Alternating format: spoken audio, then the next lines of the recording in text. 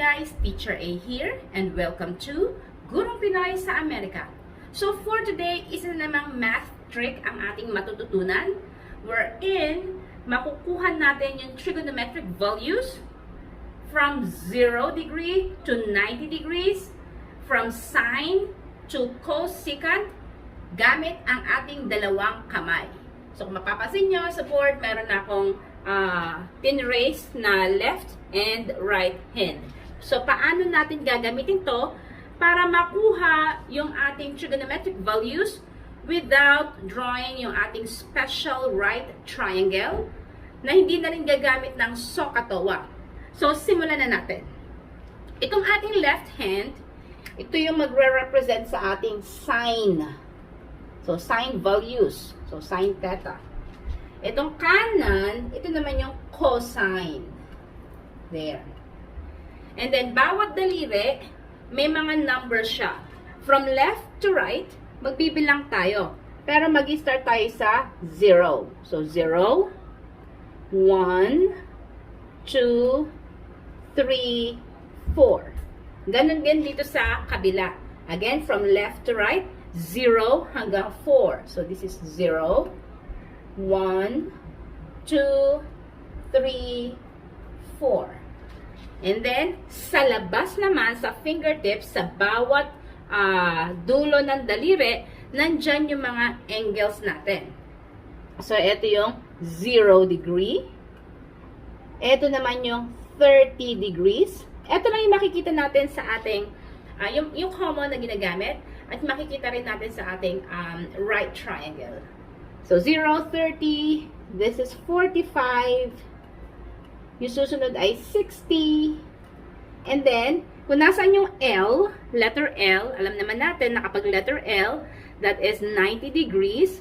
So, yun yung ating 90 degrees.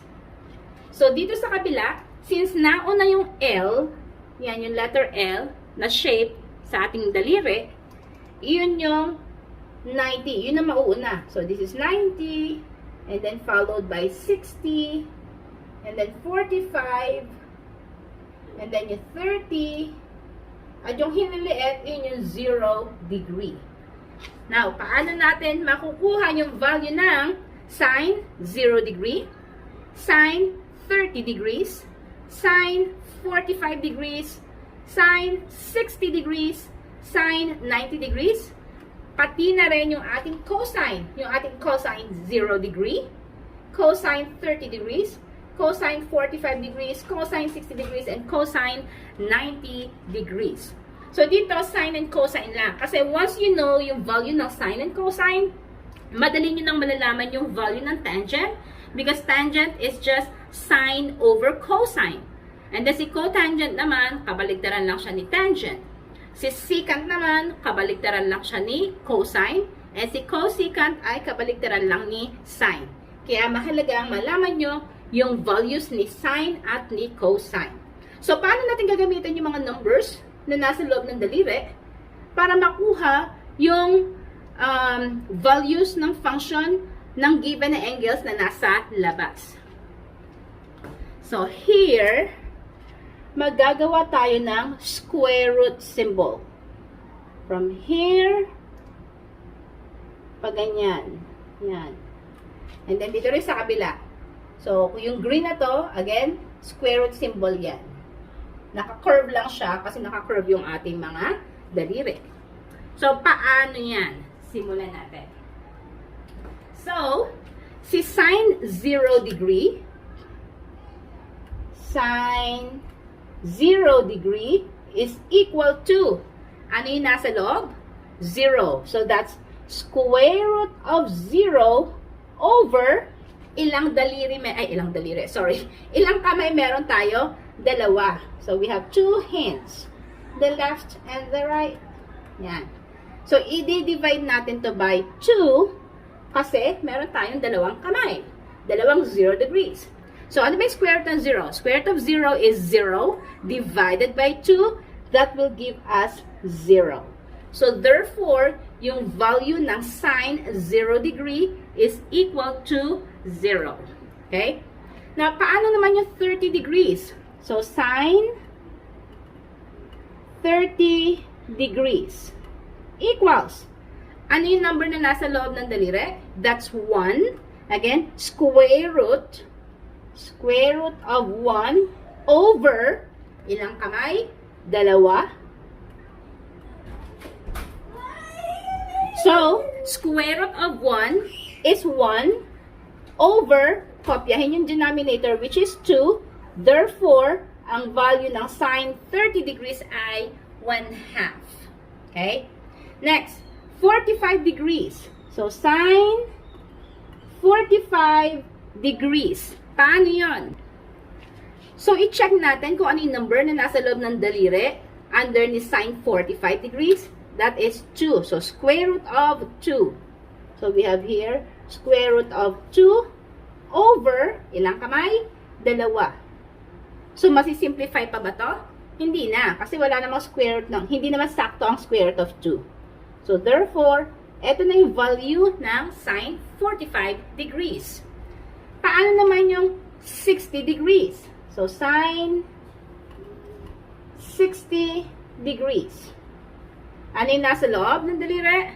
3. So, therefore, that's square root of 3 over, ilang kamay? Dalawa. So, again, hindi na siya masisimplify. So, therefore, ang value ng sine 60 degrees ay square root of 3 over 2. Now, paano naman yung 90 degrees? Sine 90 degrees. Ano yung nasa loob? 4. So, that's square root of 4 over 2.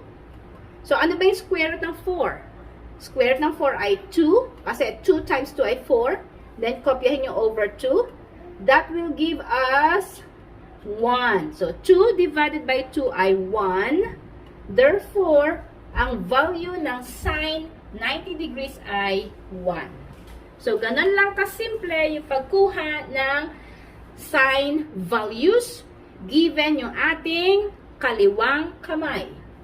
So, this time, punta naman tayo sa ating cosine. So, sa ating cosine, from 90 to 0 naman tayo, kabaliktaran. So, paano natin isosolve yan? Mag-start tayo sa cosine 90 degrees. So, cosine 90 degrees, lagyan natin ng guhit. There. So, cosine 90 degrees, yung nasa loob ng daliri ay 0. So, that's square root of 0 over dalawang kamay. So, square root ng 0 is 0 divided by 2. That will give us 0. So, therefore, ang cosine 90 degrees ay 0. This time, cosine 60 degrees. So, cosine 60 degrees is equal to, ano yung nasa loob? 1. So, we have square root of 1 over dalawang kamay. Ano yung square root ng 1? That's 1. Kasi 1 times 1 ay 1. Over, kopyahin yun to sa ilalim. So, therefore, ang value ng cosine 60 degrees ay 1/2. Cosine 45 degrees. So, cosine 45 degrees. Ano yung nasa loob? That's 2. So, therefore, it is square root of 2 over, ilang kamay? Dalawa. So, therefore, ito na yung value ni cosine 45 degrees. Cosine 30 degrees.